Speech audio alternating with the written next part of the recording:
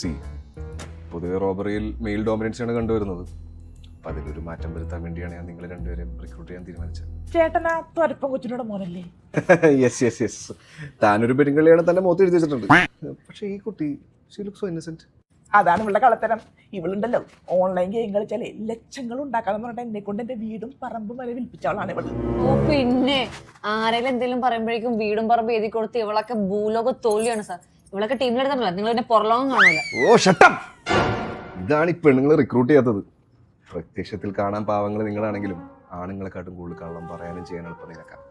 അതുകൊണ്ടാണ് ഞാൻ ഈ ഡിസിഷൻ എടുത്തത്. വേണ്ട, ഇത്ര ലൂസ് ടോക്സ് ഒന്നും വേണ്ട. ആണുങ്ങൾ കള്ളം പറയാറില്ല പോലും. ഈ ഒരു ഇതാണ് എനിക്ക് വേണ്ടത്. Okay, let's come to the point. ഈ വരുന്ന ജാനുവരി 10 അന്നാണ് നമ്മുടെ ഫസ്റ്റ് വർക്ക്. അയ്യോ, അന്ന് ഞങ്ങൾ ലീവാ.